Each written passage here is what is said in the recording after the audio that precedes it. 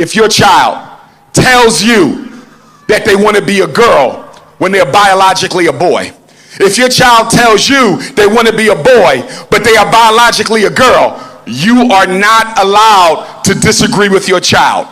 If you disagree with your child and your child goes to school and the child tells the teacher or the counselor or the nurse or the social worker that I want to be a girl, they can remove your child from your home.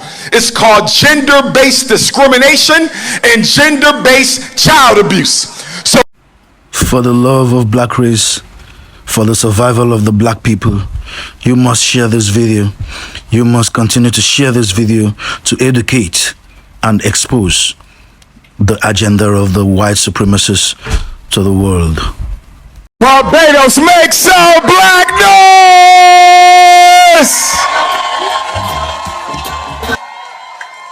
Brothers and sisters, it's an honor to be in Barbados for the first time.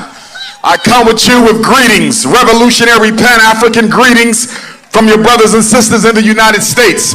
On May the 6th of 2016, President Obama sent a letter to every school district in the United States. And President Obama said, every child has a right to use the bathroom of the gender that they identify with. And President Obama threatened the state departments of education. If you don't let transgender children use the bathroom of the gender they identify with, we will cut your funding. We will cut your money. We will cut your grants. And so Barack Obama, more than any other politician in the world, fed the transgender movement against black children, brothers and sisters, and you need to understand that. Barack Obama is not the friend of black people, never was, never will be. Sometimes you got to wake up and recognize that everybody who look like you is not necessarily for you, brothers and sisters. Brothers and sisters, get serious about our survival as African people. I don't think they can ever totally get rid of us, but they can definitely hurt our quality of life. They can definitely disadvantage the way we live our lives. Brothers and sisters, I've been told that an act of parliament in Britain abolished slavery in the British Islands August the 1st of 1834. If that's the case, if slavery ended in Barbados on August the 1st of 1834, can somebody tell me why the Barbadian government is about to issue a new child protective bill that will make it more difficult for the Barbadian parents to decide how you want to raise your children? They are doing in Barbados what they did in America. Let me tell you what your brothers and sisters go through in the streets of New York, in Philadelphia, and Atlanta, and Tennessee. If your child tells you that they want to be a girl when they're biologically a boy, if your child tells you they want to be a boy but they are biologically a girl, you are not allowed to disagree with your child. If you disagree with your child and your child goes to school and the child tells the teacher or the counselor or the nurse or the social worker that I want to be a girl, they can remove your child from your home. It's called gender-based discrimination and gender-based child abuse. So I'm seeing, when I look at Barbados, and I'm looking at the Inter-American Development Bank, and I'm looking at the Barbados Family Planning Association, and I'm looking at this new child protective law that they're trying to introduce into Barbados, and I can see the writing on the wall. You will be the next casualty. You will be the next casualty in the global transgenderization war against African children. Is this information any good to you, brothers and sisters? Are you learning about what they're doing to our children? This is an assault on African life around the world, brothers and sisters.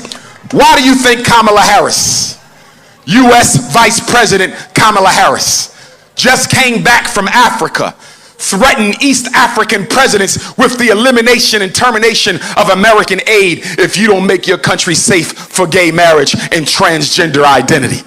Why does a government care?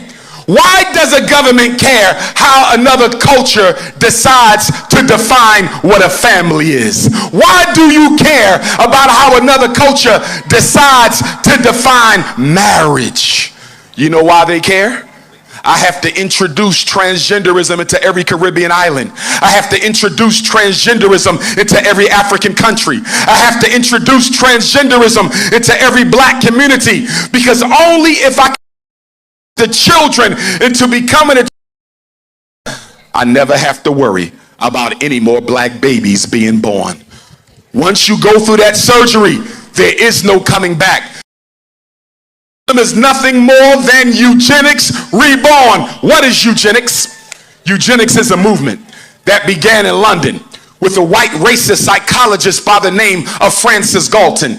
Make sure you go home and do your research on Francis Galton and the eugenics movement. This was the movement that said black people were intellectually inferior to Europeans. This was the movement that said we have to systemically sterilize black people so they can't have children because black people suffer from defected genes. This is the movement that said we have to reproduce white people because white people are superior to everyone except black. That movement came to America and gave birth to special education.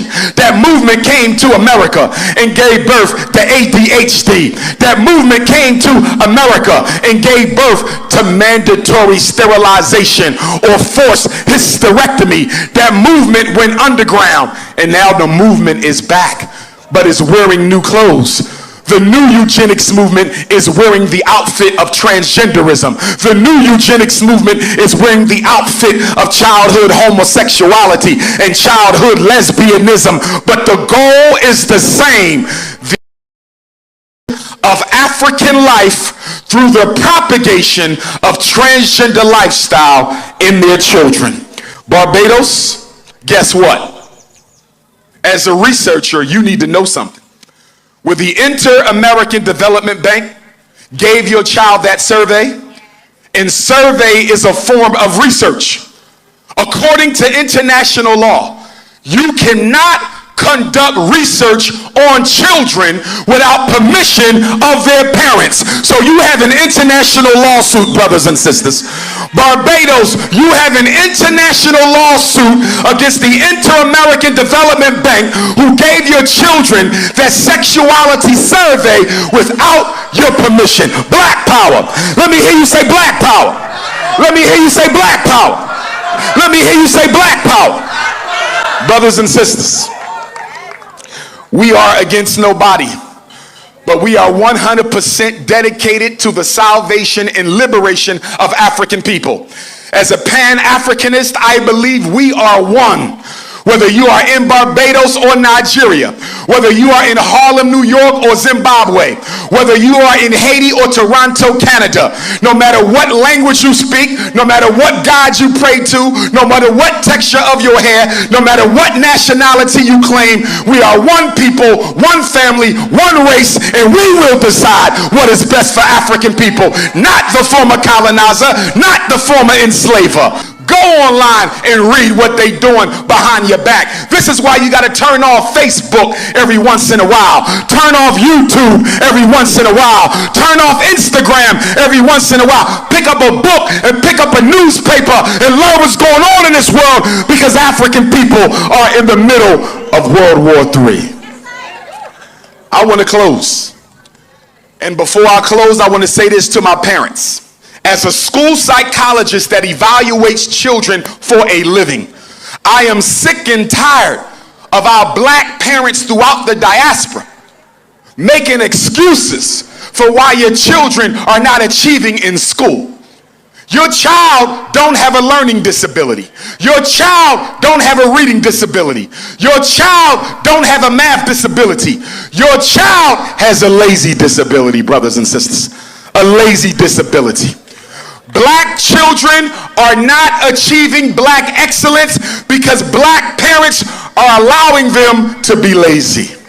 Let me ask you a question.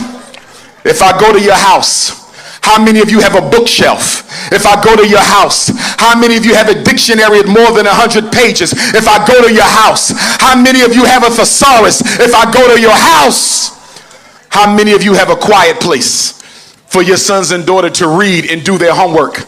How many of you check their homework? How many of you make them read outside of school hours? I'm going to tell you why white children outperform black children in the Caribbean islands. I'm going to tell you why Asian children outperform black children across the diaspora. You know why? The average Asian child spends 15 hours a week studying outside of school. The average Caucasian child spends 8 to 12 hours a week studying outside of school. And the average African child, whether he in Barbados, Bermuda, Bahamas, New York, or South Africa, only spends about 45 minutes a week studying outside of school. You know why your child test scores are low? For those of you who have children who are struggling, it's because their working vocabulary levels are low. And the reason their working vocabulary levels are low is you are not making them read. Make your child read for an hour every day. The reason they struggle on the tests is if I don't understand the words, I can't answer the question. If I don't understand the words, I can't answer the question. They are using vocabulary in English language mastery against black children's academic achievement. Our children are no less intelligent than any other child, but they are less motivated, and so are you. Show me a failing child, I'll show you a failing parent.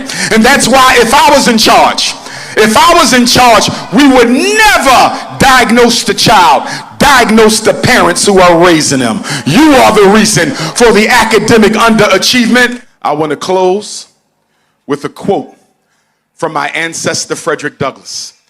And before I close with that quote, I want to give you my cell phone number so you can reach me on WhatsApp. So take your phone out. This is my direct number. If you have an issue with your children, feel free to call on me. If your child has autism and you don't know what to do, feel free to call on me. Your child was diagnosed with a learning disability or an intellectual disability, call on me if you need my help. I am Minister of Mental Health and Minister of Education for the entire African diaspora. And one day we have to build a Frederick Douglass Marcus Garvey Busa campus in Barbados, brothers and sisters.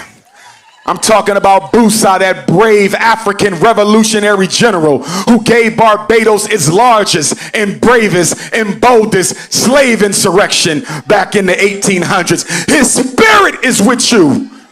But African people, we cannot win if we are too scared to speak up.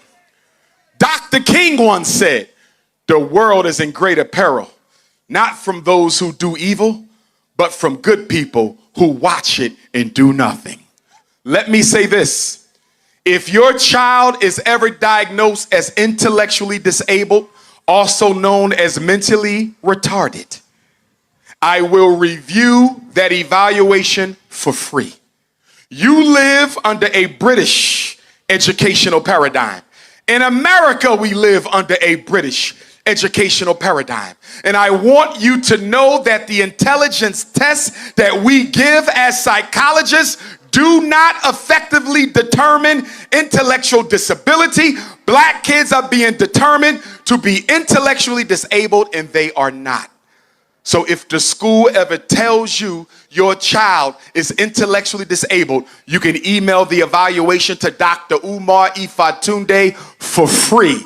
I will review it for free, and you and I will have a conversation on the telephone for free, because the future of African children lies in the minds of African people. Frederick Douglass said, if there is no struggle, there is no progress. Those who profess the faith of freedom but deprecate agitation are like men who want crops without plowing up the ground. They want the rain but can't stand the thunder or the lightning. They want the ocean, but they're scared of the roar of its waves.